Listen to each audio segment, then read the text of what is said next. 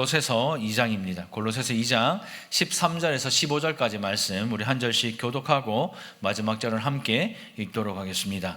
제가 먼저 읽겠습니다. 또 범죄와 육체의 무할례로 죽었던 너희를 하나님이 그와 함께 살리시고 우리의 모든 죄를 사하시고 우리를 썩소리고 불리하게 하는 법조문을 쓴 정서를 지우시고 제하여 버리사 십자가에 못 박으시고 함께요. 통치자들과 권세들을 무력화하여 드러내어 구경거리로 삼으시고 십자가로 그들을 이기셨느니라. 아멘. 이단을 분별할 수 있는 가장 쉬운 방법이 있습니다. 무엇인지 아십니까? 이 방법만 알면 이단한테 넘어갈 일이 없어요. 이단을 아주 쉽게 분별할 수 있는 방법은 진리를 알면 됩니다. 진리를 바르게 알면 우리가 이단에 넘어갈 일도 없고 이단에 속을 일도 없다라는 거죠. 제가 설교 때 몇 번 말씀드렸죠. 위조지폐를 감정하는 감정사들은 그 위조지폐를 감정하는 훈련을 할 때에 각 나라의 위조지폐를 가지고 연구하고 훈련하지 않습니다.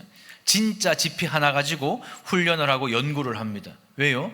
진짜를 알면 가짜는 금방 구별이 되기 때문입니다. 마찬가지로 우리가 진리를 알면 이 이단은 금방 구별할 수가 있습니다. 이단은요, 그리스도 즉 진리 위에 무엇인가를 더 해야 한다라고 말합니다.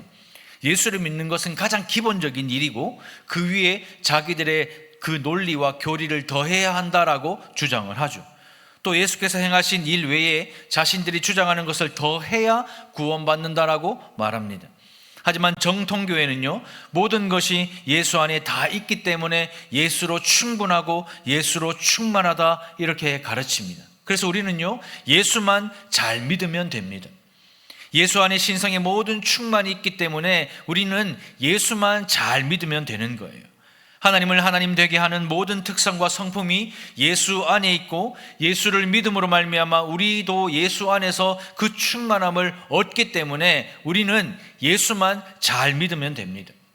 정통 기독교의 핵심 교훈은 이 예수를 통하여 모든 필요를 충만하게 공급받는다고 가르칩니다. 다른 것 더할 필요가 없다. 다른 것으로 대체할 이유도 없다. 오직 예수 한 분만 잘 믿으면 된다라고 정통교회는 가르치고 있습니다. 왜요? 모든 것이 예수 안에 있기 때문입니다. 그렇다면 우리가 예수 안에서 얻을 수 있는 충만이 무엇일까요? 13절입니다. 또 범죄와 육체의 무할례로 죽었던 너희를 하나님이 그와 함께 살리시고 우리의 모든 죄를 사하시고 라고 말씀하죠. 우리가 예수 안에서 얻을 수 있는 충만이라는 것은 바로 살리시고 사하시는 생명이라는 겁니다. 우리가 예수 안에 얻을 수 있는 충만, 예수로 충분한 것은 생명을 얻기 때문입니다. 사망에서 생명으로 옮겨진 거죠. 에베소서 2장 1절은요 이렇게 말씀합니다. 함께 읽어볼까요? 시작. 그는 허물과 죄로 죽었던 너희를 살리셨도다 이렇게 말씀하죠. 사람은요 어머니의 태에서부터 원죄를 가지고 태어납니다. 우리도 다 동일합니다. 의학적으로 호흡도 하고 손발도 움직이지만 성경적인 관점에서는 죽었다고 보는 것이죠. 마치 흙에서 뿌리가 뽑힌 나무가 아직 살아있는 것처럼 보이지만 실은 죽은 것처럼 사람은요 뿌리 뽑힌 그 나무처럼요 생명의 근원이신 하나님으로부터 단절되어 있기 때문에 우리는 손발도 움직이고 생각도 하고 호흡도 하지만 죽었다라고 성경은 말씀합니다. 죽은 사람에게 필요한 것은 생명입니다. 아무리 좋은 것들이라도, 아무리 좋은 집이라도, 아무리 좋은 차를 탄다고 하더라도 죽은 상태에서는 아무 소용이 없습니다. 장례를 치를 때 보면 확실히 보이죠. 제가 금요일 날 도경호 성도님 병원에 가서 마지막 임종할 것 같다 해서 갔는데 의식도 또렷하시고 말씀도 하시고 제가 말씀을 드리니까 아멘 하셨어요. 근데 어제 소천하셨습니다. 사람이 언제 하나님이 부르실지 아무도 모르는 거예요. 그런데요, 도경호 성도님이 그 침대에 좋은 요양병원에 그렇게 누리며 살다가 어제 소천하셨을 때 가보니까 작은 관 하나에 들어가는 것이 우리 인생이에요. 그것이 우리의 삶입니다. 죽은 사람에게 필요한 것은 생명입니다. 아무리 좋은 것들이라도 죽은 상태에서는 아무 소용이 없습니다. 장례를 치를 때 보면 확실히 나오죠. 아무리 좋은 것이라도 아무리 많은 돈이라도 죽은 상태에서는 아무 소용이 없습니다. 모태에서부터 원죄를 가지고 하나님과 단절되어서 죽은 상태로 태어나 이 땅을 살아가던 사람들이 이제는 생명으로 충만한 그리스도 예수 안에서 그 풍성한 생명을 얻을 수 있게 된 것입니다. 성경은 이것을 생명, 즉 영생이라고 말하는 것이죠. 우리가 뿌리가 뽑혀 겉으로는 괜찮아 보이지만 서서히 말라 죽어가는 인생이 아니라 예수님에게 접붙임되어서 예수 안에서 참 생명을 얻은 것이 성도의 삶입니다. 우리는 성도입니다. 세상 것에 목매는 것이 아니라 예수님께 접붙임된 성도입니다. 그래서 예수님 한 분만으로 충분하고 예수님 한 분만으로 생명력이 충만한 것입니다. 우리가 무엇 때문에 죽었다고 성경은 말하죠? 에베소서에서는요, 허물과 죄로 죽었다라고 말씀하셨고, 오늘 이 골로새서 말씀에서는 범죄와 육체의 무할례로 죽었다라고 말씀합니다. 이미 모태에서부터 허물과 죄로 하나님을 미워하고 싫어하며 불순종하고 반역자였고 범죄와 육체의 무할례로 죽었던 우리였지만 이제는 그리스도의 할례를 받고 다시 살아났다라고 성경은 선언하고 있는 것이죠. 우리가 예수를 믿으면 우리 마음에 그리스도의 할례를 받아 살아납니다. 할례를 받으면 하나님과의 관계 안으로 들어가서 하나님의 백성이라 인정을 받는 것이죠. 유대인처럼 육체의 한 부분을 잘라내는 형식적인 그런 할례가 아니라 마음에 행하는 할례를 받아야 생명을 얻는 것입니다. 로마서 2장 28절과 29절은요 이렇게 말씀합니다. 메시지 성경인데요, 같이 한번 읽어볼까요? 시작. 칼로 뭔가를 잘라낸다고 유대인이 되는 것은 아닙니다. 유대인인지 아닌지는 여러분이 어떤 사람인지에 달린 일입니다. 여러분을 유대인으로 만들어주는 것은 여러분 마음에 새겨진 하나님의 표시이지 여러분 피부에 새겨진 칼자국이 아닙니다. 그리고 중요한 것은 하나님께 인정받는 것이지 율법 전문가들한테 인정받는 것이 아닙니다. 우리가 성도가 되는 것도 동일합니다. 오늘 이 로마서의 본문의 말씀을 유대인인지 아닌지 이 말을 성도로 바꿔보면요, 성도인지 아닌지는 여러분이 어떤 사람인지에 대해 달려있다. 여러분들을 성도로 만들어주는 것은 여러분 마음에 새겨진 하나님의 표시이지 우리 피부에 새겨진 칼자국, 그 할례 자국이 아니다라는 것입니다. 그리고 중요한 것은 하나님께 인정받는 것이지 율법 전문가들한테 인정받는 것이 아니다라고 고백하는 거죠. 유대 땅에서 태어났다고 몸의 일부를 칼로 잘라내는 그 할례를 받았다고 율법 전문가들에게 인정을 받는다고 유대인 즉 성도가 되는 것이 아니다라는 것입니다. 예수께서 우리를 위하여 십자가에 달려 죽으시고 부활하시고 승천하신 후에 성령을 우리에게 선물로 주셨습니다. 우리가 예수를 믿는 순간 성령을 선물로 받는데 그것을 마음의 할례라고 말하는 것입니다. 마음의 할례를 받는 것은 우리 마음에 새겨진 하나님의 표시이고 하나님께 인정받는 것이며 하나님의 자녀요 하나님의 백성이라는 것을 인정하는 것입니다. 그래서 우리는요, 이 돌비에 새겨놓은 말씀을 따라 사는 인생이 아니라 우리의 신비에 새겨놓은 하나님의 말씀을 따라 살아가야 하는 것입니다. 사망 안에 있던 우리, 범죄와 무할례로 죽었던 우리가 이 그리스도의 할례를 통하여 새 생명을 얻은 것입니다. 이 성령을 통하여 새 생명을 얻은 성도가 된 것입니다. 성령께서 주신 이 새 생명을 가지고 살아가는 자들이 바로 성도입니다. 그래서요, 예수 믿는 게 어려워요. 성경에 있는 대로 살면 쉬울 것 같지만 성경에 있는 대로 살아보신 분 계시죠? 쉽습니까? 어렵습니까? 설교 말씀 듣는 것도 들은 말씀대로 살아가는 것도 어려운데 성경에 기록한 말씀대로 살아가는 것은 얼마나 어렵겠습니까? 사실 우리가 예수 믿는 것은 참 어려워요. 근데 지금 이 시대를 살아가는 성도들을 보면 참 쉽게 예수 믿습니다.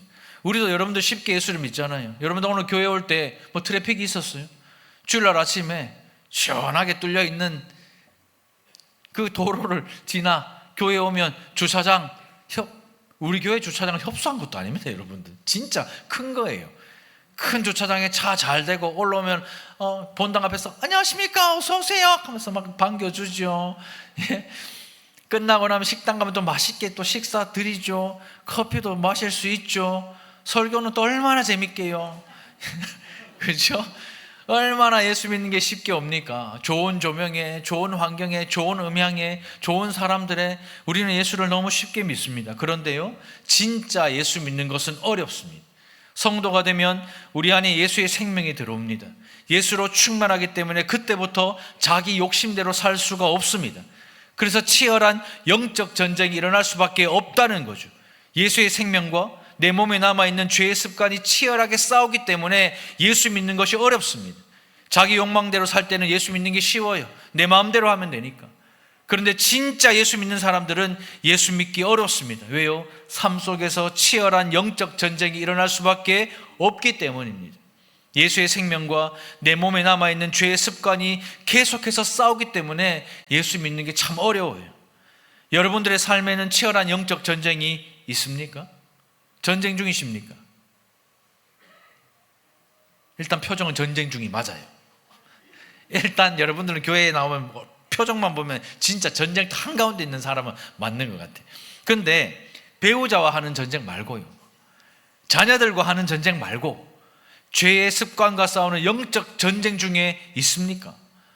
성도가 된다는 것은요, 예수와 함께 죽고 예수와 함께 사는 새 생명을 얻는 것입니다. 이 생명은 예수 안에서만 얻을 수가 있습니다. 이것을 상징하는 것이 바로 세례입니다. 믿지 않는 사람이 교회에 나와서 예수를 믿고 학습을 받고 세례를 받는다라는 것이 바로 이 의미입니다. 그렇다면 세례를 받고 새 생명을 얻어서 하나님의 백성이 된다는 것은 무엇을 의미할까요? 오늘 이 두 가지를 함께 살펴보려고 합니다. 첫 번째는 이것입니다. 같이 한번 읽어볼까요? 시작. 죄 용서가 있는 삶을 사십시오. 새 생명을 얻어서 하나님의 백성이 된다는 것은 죄 용서가 있는 삶을 사는 것입니다. 새 생명을 얻어 하나님의 백성이 되었다라는 것은 죄 용서가 있는 삶을 살아간다는 의미인데요, 참 이 의미를 우리는 퇴색하며 살아갑니다. 우리는 모태로부터 가진 죄, 그 죄를요 사람 스스로 해결할 수 없습니다. 이 죄의 문제는 우리 스스로 해결할 수 없는 문제입니다. 이 세상에 있는 모든 종교나 윤리나 도덕은요, 사람이 죄를 지으면 그 죄에 대한 보상, 그 대가를 치러야 한다라고 가르칩니다. 그래서 죄를 지으면 우리 인간의 양심이 자동으로 작동을 해서 가책을 느낍니다. 그리고 한동안은 제대로 살려고 하죠. 제가 집에서 아이를 양육해 보니까 맞습니다. 잘못하잖아요. 크게 한번 혼내잖아요. 그러면 딱 3일 가요. 그래서 작심 3일이라는 말이 여기서 나와요. 집에 아들 한번 후드려 패잖아요. 그럼 딱 3일 갑니다. 첫째 날 지나면요, 맞은 데가 아프니까 그래도 둘째 날 지나면요, 아픈 게 조금 덜하기가 좀, 셋째 날 지나면 좀 거의 다 낫거든요. 그러면 이제 정신 못 차리고 또다시 죄를 짓고 또다시 초심으로 돌아가 예전으로 돌아가기가 일수라는 거예요. 그러면 스스로 죄에 대해서 보상하거나 대가를 치르는 것은 불가능합니다. 그냥 내 마음만 위로할 뿐이지 죄를 극복할 수 있는 방법이 아니다라는 거죠. 죄는요, 하나님의 아들이신 예수께서 우리의 모든 죄를 대신 지시고 십자가에 달려 죽으셔서 형벌과 대가를 지불하심으로 용서가 되는 것입니다. 그 방법밖에는 우리 죄를 용서할 방법이 없습니다. 우리가 예수를 통해 얻는 충만은 우리 인생의 모든 질고와 불행의 뿌리라고 할 수 있는 그 죄의 문제를 해결하는 것, 곧 죄 용서입니다. 우리가 예수를 믿으면 충만하다라는 것은 죄의 용서가 있는 삶을 산다라는 것입니다. 그런데 우리는 어리석게 이 죄를 인과응보로 풀려고 합니다. 특별히 연세가 많으신 우리 성도들 보면 집에 어떤 문제가 생기면 제일 먼저 하는 말이 뭐죠? 내가 무슨 죄를 지었죠. 엄청난 죄를 지었죠. 근데 그 죄에 대한 대가가 그 정도밖에 안 된다면 감사하셔야 됩니다. 우리의 가정에 자녀들에게 무슨 죄가 있으면, 무슨 문제가 생기면 내가 또 뭔가 죄를 지었지. 죄의 용서가 있는 삶이 아니라 죄 있는 삶을 살아가는 것이 이 시대를 살아가는 우리의 모습 아닙니까? 아무 공로도 없고 자격도 없는 우리의 죄를 예수님이 대속해 주셨다, 그 사실을 믿는다고 하지만 우리가 삶에서도 신앙생활에서도 이 조건과 자격을 갖추려고 종교생활을 얼마나 열심히 합니까? 교회 나오면요, 아무도 열심히 하라 소리 안 해요. 아무도 막 열심히 찬양하고 열심히 봉사하고 열심히 하라 안 하는데 자기 혼자 열심히 합니다. 왜요? 열심히 하면 그것을 보상으로 죄 용서와 새 생명이 주어진다고 착각하며 살아가기 때문입니다. 근데 교회에서 진짜 열심히 하는 사람 보십시오. 반드시 시험에 듭니다. 맞아요, 안 맞아요? 다 경험 있으시잖아요. 그죠? 열심히 하면요 반드시 시험에 들어요. 왜요? 죄는요 보상의 개념이 아니기 때문입니다. 사람은 죄의 문제를 스스로 해결할 수 있는 존재가 아닙니다. 우리는 죄의 종입니다. 에베소서 2장 2절인데요, 우리 같이 한번 읽어보겠습니다. 시작. 전에도 우리도 다 그 가운데서 우리의 육체의 욕심을 따라 지내며 육체와 마음에 원하는 것을 하여 다른 이들과 같이 본질상 진노의 자녀였더니. 우리도 예수 믿기 전에는 본질상 누구의 자녀라고요? 진노의 자녀라고요. 사탄 마귀의 자녀였습니다. 허물과 죄로 죽었을 때는 우리도 이 육체의 욕심을 따라 지냈고 육체와 마음이 원하는 죄를 지었던 본질상 진노의 자녀였습니다. 그런데 이제 우리가 새 생명을 얻어 하나님의 자녀가 되었음에도 불구하고 여전히 본질상 진노의 자녀처럼 살아가는 성도들이 너무나도 많은 거예요. 사람은요, 죄를 이기는 존재가 아닙니다. 아니, 이길 수 없는 존재이지만 죄로 인해 영원히 죽었던 우리를 예수 그리스도 안에서 다시 살려주셨습니다. 예수 그리스도를 통해 죄에 대하여는 죽고 성령을 통해 하나님에 대하여는 살아나는 새 생명을 믿는 자들에게 주셨습니다. 우리는 그 예수를 믿고 구원을 받았지만 여전히 우리 안에 죄의 찌꺼기들이 육신을 입고 있는 우리 안에 가득하죠. 그래서 우리는요, 알면서 모른 척하면서 죄를 지어요. 그리고 결국에는 내 마음은 원인데 육신이 약하다, 이런 핑계를 대죠. 하지만 오늘 본문의 말씀을 보시면요, 그런 우리의 삶에 다시 한번 경종을 울립니다. 로마서를 보면 죄 용서에 대한 충분한 설명이 있지만 골로새서의 오늘 이 말씀은 죄 용서에 대한 압권입니다. 우리가 예수 안에서 죄 용서를 받는데 과거와 현재와 미래의 모든 죄를 다 용서받습니다. 용서받지 못할 죄는 없다라고 성경은 고백합니다. 예수로 용서받지 못할 죄가 없기 때문에 하나님의 아들인 예수가 우리의 죄를 대신해 죽은 것입니다. 그런데 중세교회의 가장 잘못된 패역한 행위가 바로 예수 십자가의 대속이 아니라 면죄부와 같은 것들을 돈을 받고 팔고 죄를 용서해 주는 그런 행위였습니다. 물론 성경은요, 용서받지 못하는 죄가 딱 하나 있다고 말합니다. 그 죄가 무슨 죄일까요? 예? 성령을 회방하는 죄. 성경은요, 성령을 회방하는 죄는 용서받지 못한다라고 말합니다. 하지만 이 죄는 사람의 죄가 너무 무겁고 위험해서 용서받지 못한다, 그 뜻이 아니라 끝까지 예수 십자가의 대속, 그 대속의 은혜를 거절하는 자들은 마침내 용서받지 못하는 죄를 짓게 된다라는 의미입니다. 주님은 우리를 절대로 죄 아래 짓눌린 인생을 살도록 모든 죄를 용서하시고 새 생명으로 초대하십니다. 우리는요, 영원한 그 죄 아래 눌린 인생을 살지 않기 위해서 예수께서는 지금 이 시간에도 우리를 새 생명으로 초대하고 계십니다. 예수 그리스도를 믿고 죄 용서가 있는 삶을 살기만 하면 됩니다. 예수만 잘 믿으면 됩니다. 그런데 오늘 본문의 말씀은요, 이 죄의 용서만 말하지 않고 뭔가 추가를 해서 다시 설명하는데 14절입니다. 우리를 거스르고 불리하게 하는 법조문으로 쓴 증서를 지우시고 제하여 버리사 십자가에 못 박으셨다. 그냥 말로만 죄 용서를 하신 것이 아니라, 그저 십자가에 죽으신 그 행위로만 죄 용서를 하신 것이 아니라 우리의 죄를 용서하셨을 뿐 아니라 십자가로 우리를 거스르고 불리하게 하는 법조문으로 쓴 증서를 지우시고 제하여 버리셨다고 성경은 선언하는 것이죠. 법이 있고 그 법에 근거하면 우리의 죄를 기록한 증서를 보십시오. 여러분들의 죄를 하나하나 낱낱이 한번 기록해 보실랍니까? 우리나라에 있는 헌법 말고 성경에 있는 법으로 여러분들의 죄를 한번 기록해 보십시오. 이번 한 주간 몇 가지 죄를 지었습니까? 셀 수 없으니까 말도 못하겠죠. 수도 없는 죄를 지었을 것입니다. 그러나 예수께서는 십자가의 죽으심으로 말미암아 법조문으로 쓴 증서를 지우시고 제하여 버리고 결국에는 십자가에 못 박았다라고 말씀합니다. 예수께서 십자가에 달려 죽으실 때 우리의 모든 죄가 폐기 처분되었다라는 뜻입니다.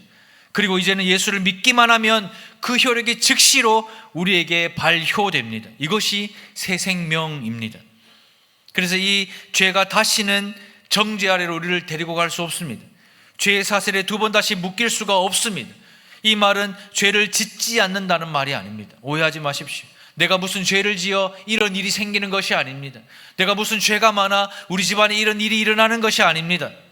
여전히 우리는 죄를 짓습니다. 여전히 죄를 많이 짓습니다. 하나님의 의의 병기가 아니라 불의의 병기로 살아갈 때가 너무나도 많고 죄와 싸우지만 자주 넘어집니다. 하지만 넘어지는 그 순간조차도 죄의 정죄 아래 있지 않다라는 것을 믿으시기 바랍니다. 예수님께서 우리의 모든 죄를 십자가 용서해 주셨음에도 불구하고 여전히 우리의 입술과 여전히 우리의 마음의 고백이 내 죄 때문이다, 이런 삶을 살아가고 있다면 여러분들은 예수를 잘 못 믿고 있는 것입니다. 예수를 믿는다는 것은 모든 죄를 사함받았다라는 사실을 믿는 것입니다. 이것을 깨닫지 못하면 여전히 사탄과 양심의 정죄에 빠져서 대속의 은혜는 온데간데 없고 그 은혜를 잊어버리고 자책하며 살아가게 될 것입니다. 찬양 중에요, 무슨 일을 만나도 누구를 의지한다고요? 예수 의지합니다. 이 찬양 있죠. 제가 이번 주 말씀 준비하면서 이 찬양이 참 입에 많이 맴돌더라고요. 무슨 일을 만나도 예수 의지합니다. 무슨 일이 생겨도 예수 의지합니다. 이렇게 찬양해야 되는데 무슨 일을 만나면 자책하게 되고 무슨 일이 생기면 자책하게 된다면 여러분들은 지금 예수를 잘 못 믿고 있는 것입니다. 죄의 용서가 있는 삶은요, 연약한 육신을 입고 여전히 죄를 짓지만 죄에 대한 회개가 있는 삶입니다. 회개한다면 예수 십자가의 흘린 피로 나를 다시 용서하시고 안아주시는 것이 바로 예수 그리스도입니다. 우리는 선을 행하는 삶이 아니라 죄의 용서가 있는 삶을 살아야 합니다. 우리는 예수를 믿고 잘 사는 것은 선을 행하는 것이 아니라 죄의 용서가 있는 삶을 사는 것이 예수 잘 믿는 거예요. 왜요? 선한 의인은 단 한 사람도 없다고 성경은 고백합니다. 하루하루 순간순간 예수 십자가의 그 대속의 은혜를 붙잡고 예수께 다가가고 죄를 회개하는 죄의 용서가 있는 삶을 살아가는 저와 여러분들이 되시기를 주님의 이름으로 축원드립니다. 두 번째는 이것인데요, 같이 한번 읽어보겠습니다. 시작. 십자가의 승리가 있는 삶을 사십시오. 15절 말씀입니다. 통치자들과 권세들을 무력화하여 드러내어 구경거리로 삼으시고 십자가로 그들을 이기셨느니라. 무력화하여 드러내어 구경거리로 삼으시고 라는 이 말씀의 표현이 좀 어렵죠. 근데 이 표현을 조금 쉽게 바꾸면 전쟁을 승리로 이끌고 이제 개선 장군이 개선문을 지나 들어올 때에 제일 끝에 보면 전쟁 포로들이 모든 갑옷이 다 벗겨진 채 무기력하게 끌려오고 공개적으로 주변에 있는 사람들 앞에 구경거리가 되는 것, 그 장면을 상상하시면 하나님의 강력한 의지의 표현이 무엇인지 알게 됩니다. 예수를 믿으면 우리를 어렵게 하고 힘들게 하는 사탄과 죄의 모든 것들을 무력화하여 드러내어 구경거리로 삼으신다 선언하셨습니다. 우리가 십자가의 승리, 그 삶을 살아간다면 우리를 어렵게 하고 힘들게 하는 모든 문제를 무력화하여 드러내어 구경거리로 삼으시겠다 선언하셨는데, 실제 우리의 삶은 어떻습니까? 실제 우리의 삶은 예수 믿는 내가 무력화되어 세상 앞에 드러내어 구경거리로 삼은 그 인생을 사는 것이 이 시대의 교회, 이 시대의 우리의 삶이 아닙니까? 하나님의 자녀가 되는 권세를 주신다고 분명히 하셨는데, 내가 하나님의 자녀가 되어서 그 하나님의 권세를 받았다고 말씀하셨는데, 우리는 여전히 영적 자존감이 바닥을 치면서 패배와 실패에 대한 이야기만 늘어놓습니다. 교회 와서요, 소그룹 하잖아요. 교회 와서 어떤 나눔을 하잖아요. 그 나눔 내용을 보면요, 내가 이번 한 주간 믿음대로 살았더니 이런 일이 있었다. 내가 믿음을 지켰더니 십자가의 승리를 이렇게 거뒀다. 이 고백 있는 거는 참 없고요. 대부분 죽겠다, 남편 미워 죽겠다, 마누라 미워 죽겠다, 자식 이거 막 시크키 하나 봐야 소용없다, 다 뭐예요? 패배와 실패와 절망에 대한 이야기만 늘어놓습니다. 이 시대를 살아가는 성도들의 보편적인 정서가 그런 거예요. 그런데요, 오늘 성경은요, 완전히 다른 이야기를 하고 있지 않습니까? 누구를 이깁니까? 통치자와 권세자와 힘 있는 자들을 무력화시킨다라고 선언합니다. 성도가 된 새 생명을 얻어 성도가 된다면 마귀와 공중의 권세 잡은 자를 이기고 승리한다고 선언하십니다. 우리가 살아가는 매일 매 순간마다 죄와 사망과 사단의 권세를 이기고 승리하는 삶을 산다고 성경은 선언하는데, 우리는 왜 이 선언대로 살지 못할까요? 우리는 십자가로 다 이긴 싸움을 싸우는데 왜 이렇게 세상 앞에 무력하고 사탄 앞에서 무기력할까요? 그래서 많은 성도들이요, 예수 믿는 거 소용없고 믿음으로 사는 거 의미 없다 이렇게 말해요. 믿음을 볼 수 없는 세상에서 믿음으로 사는 거 너무 힘들다 그렇게 말합니다. 그러니까 다음 주가 새 생명 축제인데 나도 이 믿음을 경험하지 못했으니까, 나도 이 새 생명을 누려보지 못했으니까 전도 못하는 거예요. 전도하려니까 부끄러운 거예요. 요즘에는 아이들도 학교 가서 급식 받잖아요. 기도 안 합니다. 집에서야 뭐 부모 앞에서 기도할지 몰라도 아이들 친구 앞에서 기도 안 해요. 왜요? 부끄럽거든요. 아침에 눈 뜰 때도, 저녁에 눈 감을 때 여러분들 기도하십니까? 진짜 주신 보혈의 은혜와 그 새 생명의 축복과 십자가의 승리로 감사하며 기도하고 주무십니까? 또 눈을 뜨면 하루 종일 있을 영적 싸움 가운데 승리 주신 하나님께 기도하고 주무십니까? 아니잖아요. 그저 피곤한 육신을 빨리 침대에 누워서 조금이라도 더 자야 내일 또 돈 벌 수 있으니까 그저 그렇게 살아가는 것이 우리의 인생 아닙니까? 하지만 성경은요, 믿음으로 살라고 말하지 않아요. 이 시대 교회와 성도들이 오해하고 있는 것이 있는데, 우리가 믿음으로 살려고 발버둥 치니까 안 되는 거예요. 믿음으로 살라고 성경은 말하지 않습니다. 마태복음 20장 28절입니다. 인자가 온 것은 섬김을 받으려 함이 아니라 도리어 섬기려 하고 자기 목숨을 많은 사람의 대속물로 주려 함이니라 예수께서 말씀하셨습니다. 작은 예수인 우리 성도들도 이런 삶을 살아야 하지 않겠습니까? 섬김을 받으려 하지 말고 도리어 섬기는 삶을 살아야 하지 않겠습니까? 믿음으로 살려고 하지 말고 믿음으로 죽으려고 하십시오. 믿음으로 죽는 삶이 바로 섬기는 삶입니다. 믿음으로 죽는다는 의미가 바로 십자가의 승리입니다.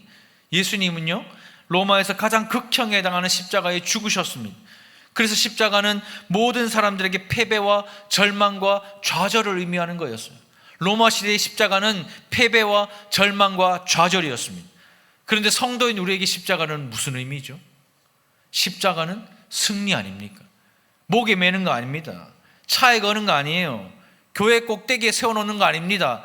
목에 메고 있으면서도 성도답게 살지 않으면, 차에 걸어놓고도 성도답게 운전하지 않으면, 교회 꼭대기에 세워놓고도 성도답게 믿지 못하면 십자가는 패배인 거예요. 좌절과 절망인 거예요. 하지만 성도인 우리에게 십자가는요, 승리입니다. 그 승리는 어떻게 차지할 수 있습니까? 예수 믿고 구원받아 하나님의 자녀가 되는 것입니다.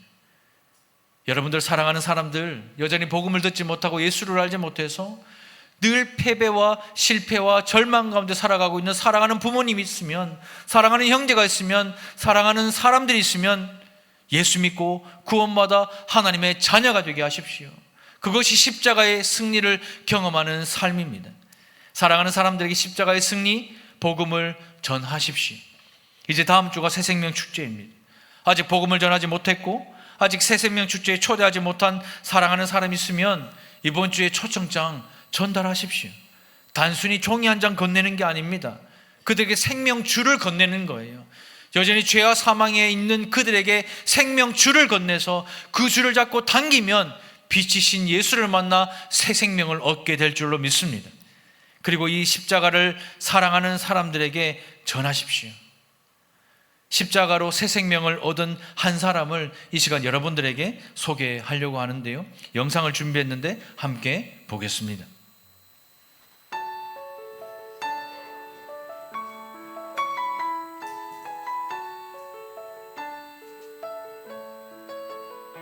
샬롬! 동수기를 통해 달산교회에 출석하고 있는 석아림 성도입니다. 아린이를 전도한 장동숙 집사입니다. 성품이 참 바르고 성격이 워낙 좋아서 주변 사람들한테 참 인기가 많은 친구였는데 한 번도 저한테 교회에 다닌다는 말을 한 적이 없었는데, 뭔가 제가 받는 느낌이 이 친구는 교회를 다닐 것 같다라는 생각이 들었습니다. 아린이는 참 착하고 주위 사람들을 참 많이 배려하는 친구였습니다. 그런 모습이 특별히 저한테는 많이 기억에 남아있고요. 조금 차분한 이미지가 굉장히 강해가지고 저랑은 참 많이 다른 이미지라고 생각을 처음에 많이 했었던 것 같습니다. 주위 사람들한테 그래도 열심히 배려하는 모습들이 참 인상 깊었는데, 그 속에 알게 모르게 조금 그늘진 모습이라든지 걱정과 근심이 좀 가득한 모습들을 한 번씩 보게 되어서 제가 마음에 많이 쓰였던 친구입니다. 어릴 때 계속 교회를 다니다가 쉬다가 20대 후반대에 열심히 교회 생활을 했었어요. 그러다가 다시 쉬고 결혼을 하게 되고 계속 교회를 나가지 않게 되었었는데요. 제가 결혼 생활을 하면서 공허했던 시간들이 있었고 힘든 시간들이 꽤나 길었어요. 그러면서 제가 동숙이한테 이제 많이 의지하면서 같이 이야기를 나누고 그런 시간들이 있었는데 그 과정들을 이제 동숙이는 다 알고 있었고요. 한 번도 동숙이가 교회 나가자고 한 적이 없었는데 60주년 새생명 축제 때 초대장을 주더라고요. 그러면서 동숙이가 나를 위해서 이렇게 기도를 하고 마음에 품고 하고 있다는 것을 알고 너무 감사하더라고요. 그래서 평소 동숙이의 품행을 보면 내가 못 나가줄 거 없지 이런 생각에 교회에 나오게 되었습니다. 처음부터 삶으로 보여줘야겠다는 생각으로 의도했던 건 아니었고요. 지금도 그렇지만은 몇 년 전에 사회적인 분위기에서도 기독교를 개독교라고 하면서 이렇게 부정적인 얘기들을 하는 사람들이 많았고, 그리고 또 이렇게 그런 비난을 많이 받았던 시기여서 제가 교회를 다닌다는 얘기를 처음부터는 하지 못했습니다. 이렇게 교회 다니는 게 부끄러운 일은 아니었지만은 그런 것들이 다른 사람들이 제가 교회 다닌다는 것을 부정적으로 여기거나 아니면 선입견을 가지고 바라볼까봐 말하지 못했던 부분이었는데 결국에는 다 알게 되더라고요. 그래서 아림이도 결국에는 알게 되었을 때 1, 2년 친해져 있는 상황에서 교회 가자는 얘기를 또 부담이 될까봐 쉽사리 하지는 못했고요. 4, 5년에 걸쳐서 이제 아림이의 어려운 상황들도 듣게 되고 또 관계적인 어려움을 그 당시에 좀 많이 겪었거든요. 그래서 그런 모습들을 제가 얘기를 듣고 위로하면서 처음에는 이제 단순히 말로만 위로를 했었는데 시간이 지나다 보니까 계속 어려움을 겪고 있는 친구한테 말로만 위로하는 거는 아무런 소용이 없겠다는 생각이 들더라고요. 근데 그때 마침 저희 이제 새생명 축제를 하게 되면서 마음에 품은 사람을 이렇게 기도하고 이름 적어낼 때 아림이가 제일 먼저 떠올랐어요. 그래서 머릿속에 떠오르면서 아림이가 힘들어했던 모습들, 또 그렇게 고통받았던 모습들 이런 것들을 기억하니까 눈물이 너무 나면서 이 하나님 이 친구를 제가 위로해 줄 수 없을 것 같습니다. 하나님의 위로가 필요합니다. 라는 생각으로 기도하기 시작했는데 쉽게 또 이렇게 그 마음문을 열어줄 때 되게 기뻤던 것 같아요. 그래서 새생명 축제는 저한테는 이 친구한테 전도를 할 수 있는 너무 좋은 기회였다고 생각합니다. 가장 큰 변화는 나 자신의 변화인 것 같습니다. 마음의 상처가 많이 치유가 됐고 매일 너무 불행하고 힘들고 왜 나한테만 이런 일들이 자꾸 생겨날까 그러면서 많이 힘들었는데 교회를 나오면서 매일이 너무 기쁘고 너무 행복했습니다. 그리고 또 제가 남편을 대하는 태도나 또 가정에서 또 자녀를 양육하는 데 있어서 제가 많이 이해하려고 하는 제 자신을 발견하게 됐습니다. 가만히 생각해 보니 이 모든 것들이 예수님께서 한없이 저를 사랑해 주시는 것을 깨닫고 또 나 자신의 소중함도 깨닫게 되었고 그런 것들이 참 많은 변화를 준 것 같습니다. 그저 감사할 뿐입니다. 아림이가 또 제 초대에 응해 준 것도 너무 감사한데 또 1년이라는 시간 동안에 교회에 잘 적응해서 저와 함께 달산 공동체에서 같이 봉사를 하고 있다는 것도 너무 감사하고요. 또 특별히 하나님께서 다른 사람을 통해서가 아닌 나를 통해서 또 귀한 열매 아림이를 보내주셔서 너무 감사하고요. 또 특별히 우리 제가 사역 때문에 주일날 아림이와 함께 있을 수 있는 시간이 적은데 그 빈 시간 동안에 우리 권사님들, 집사님들께서 아림이 챙겨주시고 또 사랑을 베풀어 주시고 하셔서 잘 적응할 수 있도록 도와주셔서 너무 감사드립니다. 동숙이는 참 배울 점이 많은 친구거든요. 이런 친구를 제 곁에 주신 하나님께 정말 너무 감사드리고 또 이렇게 좋은 교회를 만나서 제가 다시 신앙생활을 잘할 수 있게 해주신 것도 정말 너무 감사를 드립니다. 정말 마음에 품고 기도하면 하나님께서 마음을 열어주시고 믿음을 선물로 주시는 것 같습니다. 우리 달산교회 성도님들도 주변에 계신 그분들을 마음에 품어 기도하시고 그분들과 같이 더 행복한 삶을 누리시면 좋겠습니다. 행복한 달산교회 너무 좋은 달산교회 10월 19일 새생명 축제로 초대합니다. 네, 감사합니다. 새 생명이라는 것은 이런 것인 것 같습니다.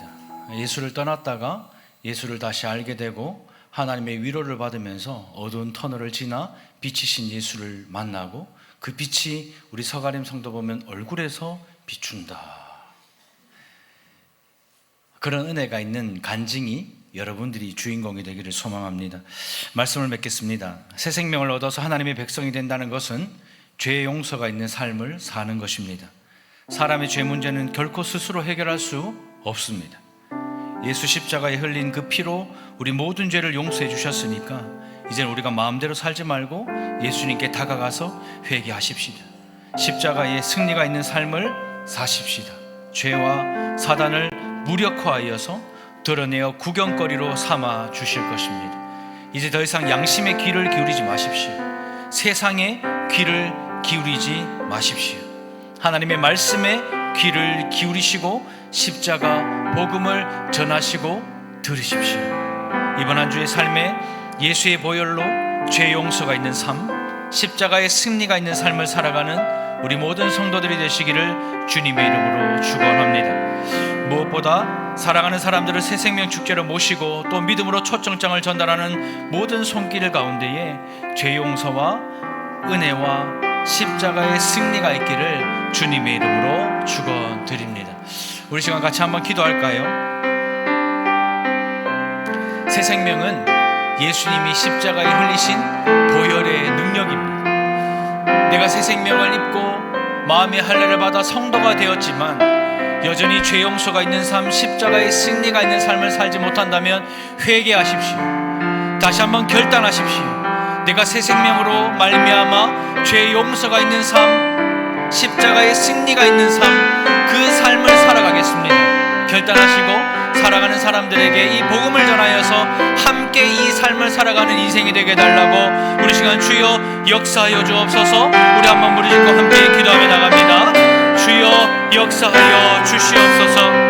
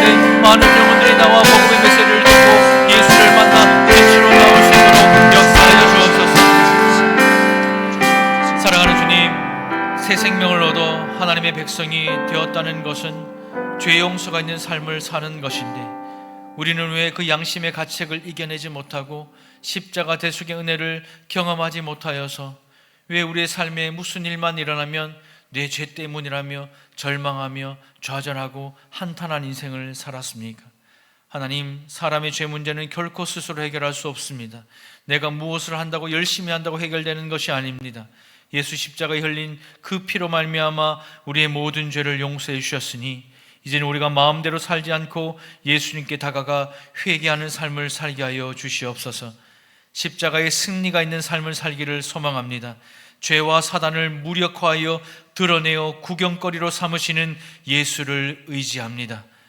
나의 삶에 문제가 있습니까? 나의 삶을 어지럽히는 악한 권세가 있습니까? 무력화하여 드러내어 구경거리로 삼아 주시옵소서. 이제는 양심의 귀를 기울이지 않겠습니다. 세상의 귀를 기울이지 않겠습니다. 하나님의 말씀에 귀를 기울이며 십자가의 복음을 듣고 전하는 삶을 살겠습니다. 이번 한 주의 삶에 예수의 보혈로 죄 용서가 있는 삶, 십자가의 승리가 있는 삶을 살아가게 하여 주시옵소서. 무엇보다 사랑하는 사람들을 새 생명 축제로 모시도록, 또 초청장을 전달하는 모든 순간순간마다 죄 용서의 은혜와 십자가의 승리를 경험하는 교회와 성도들 되게 하여 주시옵소서. 모든 말씀 살아계신 예수님의 이름으로 기도드립니다. 아멘. 이 시간 몸이 불편하지 않으신 분들은 자리에서 일어나셔서 함께 찬송가 259장 찬양을 박수치면서 하나님께 힘차게 올려드리겠습니다. 예수 십자가에 흘린 피로써 그대는 씻기어 있는가. 더러운 죄 희게 하는 능력을 그대는 잡으신 하는가. 예수의 보혈로 그대는 씻기어 있는가. 마음속에 여러 가지 죄악이 깨끗이 씻기어 있는가. 주 예수와 밤낮으로 늘 함께 그대는 행동을 하는가. 아무 때나 어디서나 그대는 십자가 붙들고 있는가. 예수의 보혈로 그대는 씻기어 있는가. 마음속에 여러 가지 죄악이 깨끗이 씻기어 있는가. 주님 예수 다시 올 때 그대는 영접할 예복이 있는가. 그대 몸은 거룩한 곳 성중에 들어갈 준비가 됐는가. 예수의 보혈로 그대는 씻기어 있는가. 마음속에 여러 가지 죄악이 깨끗이 씻기어 있는가. 모든 죄에 더러워진 예복을 주 앞에 지금 다 벗어서 샘물같이 솟아나는 보혈로 눈보다 더 익게 씻으라. 예수의 보혈로 그대는 씻기어 있는가. 마음속에 여러 가지 죄악이 깨끗이 한 번 더 고백합니다. 예수의 보혈로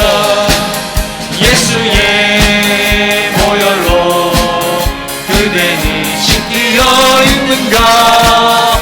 마음속에 여러 가지 죄악이 깨끗이 씻기어 있는가. 우리 이렇게 하실 하나님께 영광의 박수 올려드리겠습니다. 요한일서 1장 7절에 이런 말씀이 있습니다. 예수의 피가 우리를 모든 죄에서 깨끗하게 하실 것이다.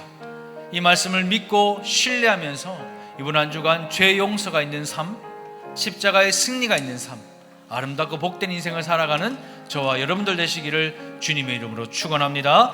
이제는 우리 주 예수 그리스도의 은혜와 하나님의 더함없는 사랑과 성령님의 감화 감동 교통 역사하심이 예수 십자가에 흘린 그 보배로운 피로 말미암아 죄 용서가 있는 삶,